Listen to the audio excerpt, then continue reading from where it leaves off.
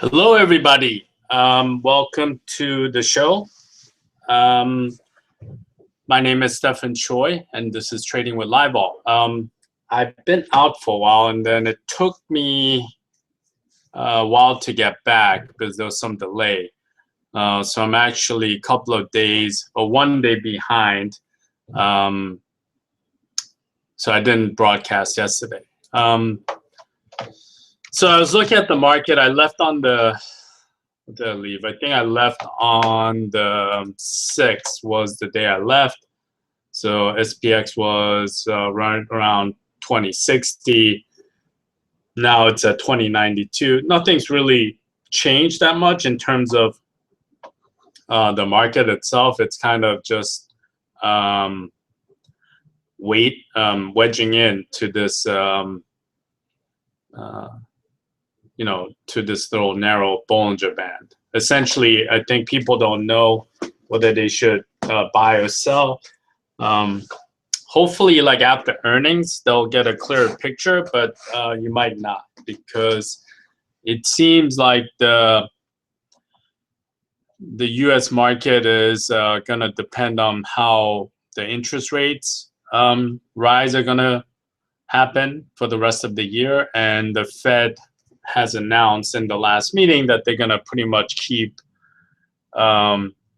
it vague on when or how they're going to raise it. Since they took out the wording patience, now they can raise it any time, or they can pretty much delay it forever depending on the situation.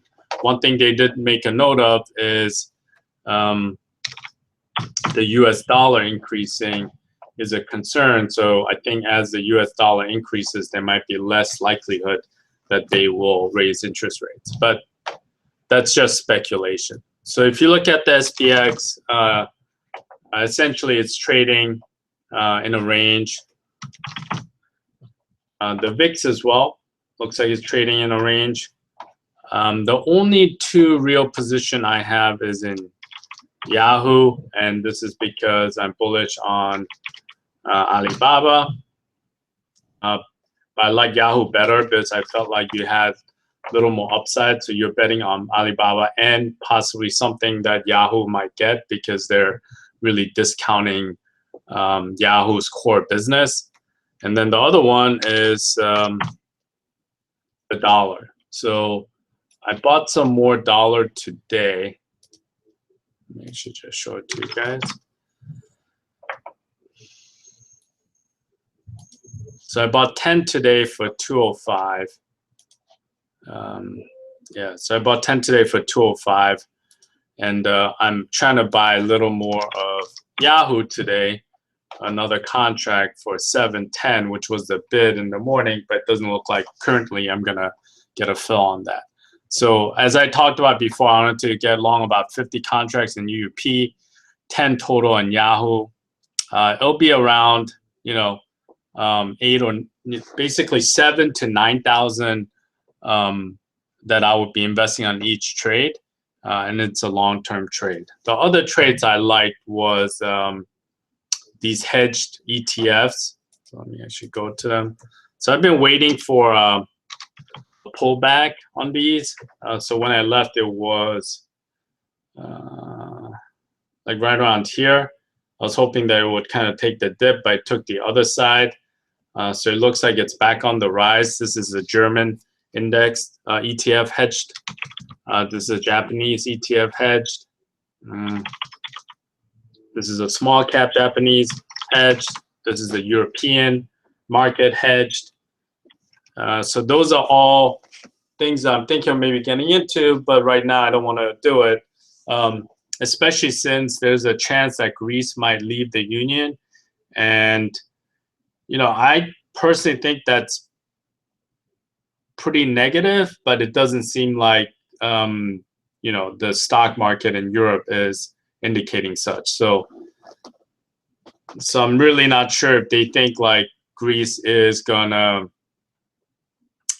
stay and compromise, or they don't really care because it's not really gonna affect them. Either way, I would probably be happier once that decision is made So it might take a little longer time, which means I might actually miss the trade, but it is what it is. So I'm gonna keep it, and since I'm already long the dollar, I'm kind of semi invested in some of these things, but not really.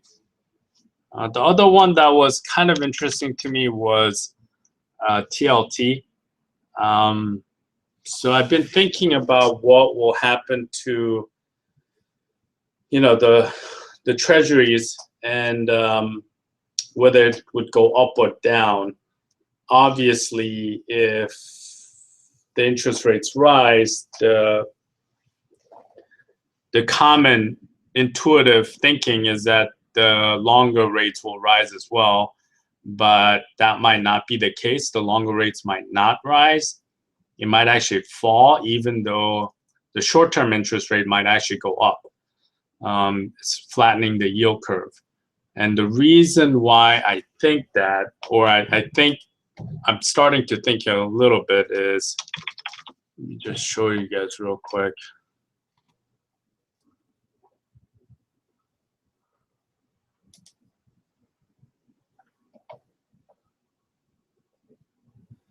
So you see this 10-year is 1.86. If you look at Germany's 10-year, it's basically 0.13. So essentially, the difference between those two treasuries, to me, is pretty wide. And the real question is, and I think it has to kind of get narrower, right? So my thinking is that most likely the way it's gonna go back to the normal difference, which might be like a little less than 1.5, is that the U.S. yields will have to go down, which means that the TLT will go up, right? Or the German yields will have to go up to basically match and basically make the difference. And my thinking is that most likely it's the TLT that's going to go up and not the German yield, because as you can see, they're in a massive QE program, and anytime we had a massive QE program, essentially the bonds keeps going down. I think they even have some supply issues, but all that stuff,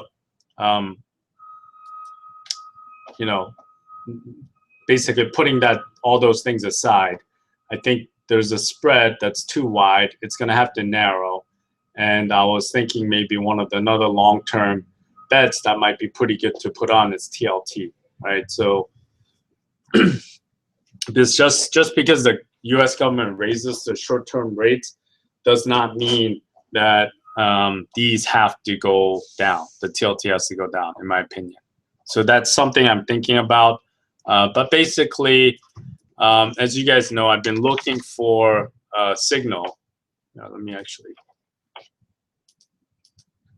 So if you look at my account, it's pretty much just flatlined. You know, I made, what is it, 11.3. Yeah, so maybe I made about $2,000 or so in the last 3 weeks or so. But basically, I pretty flatlined. And as you can see, this is my trade in UUP. And I'm just waiting. I'm just waiting for something to happen that gives me a clear signal to put a substantial bet down, or a bet that's, that I'm pretty sure that's going to go in my favor. So right now, I don't see anything like that. I think I've been tempted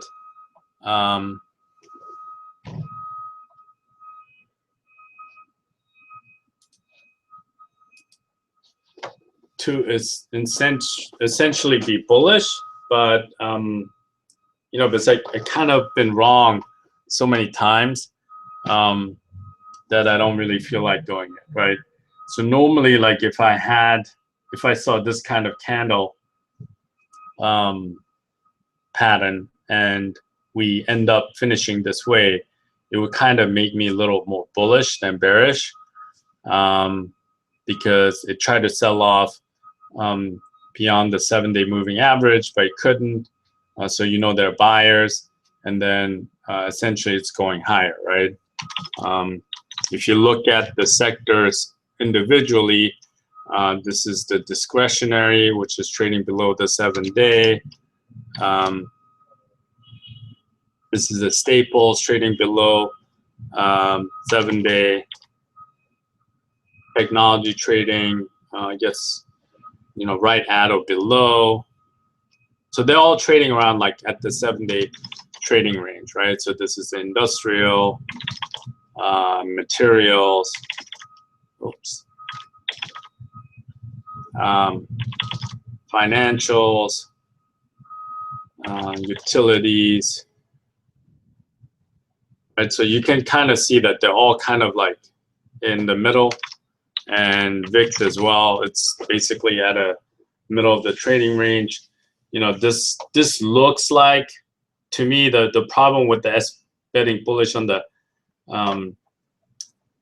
SPX is this could go either way, right? So this could actually go up or go down. It's like a coin flip. So, you know, as long as it's a coin flip, you might as well just go to Vegas or something. So right now,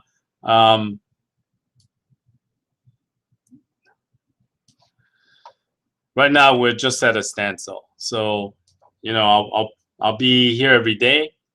I'll broadcast tomorrow. We'll see what happens, and hopefully, you know, something will happen that could,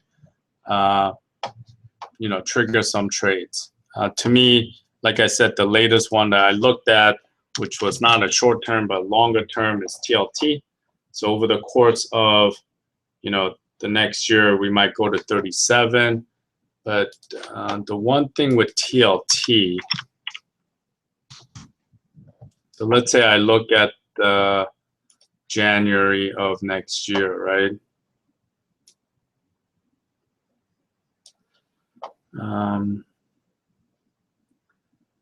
You know, now let's say I want to buy these, the 25. There's still $5 worth of premium, which is a decent amount. And if you look at the charts right here, the volatility is at 53 percentile. So it's not necessarily cheap to buy calls in TLT. So maybe, you know, in terms of the chart pattern, it's in the middle, right? So, you know, you could easily go hit here and then go back down. So you could actually start consolidating. The volatility on TLT is at best average to, I would say, a little bit high. So all those factors doesn't make it, you know, an optimum time, I don't think, to start just buying calls. But it's worth keeping an eye on. Maybe if it somehow like sells off like this day right here, something happens where the Fed announces something where this thing like takes a nosedive, that might be a good time to start buying, right? Just kind of buy it on a sell-off. Otherwise, just you might as well just wait and be patient. So I'll talk to you guys tomorrow. Take care, and like I said, hopefully your trading goes well. Take care.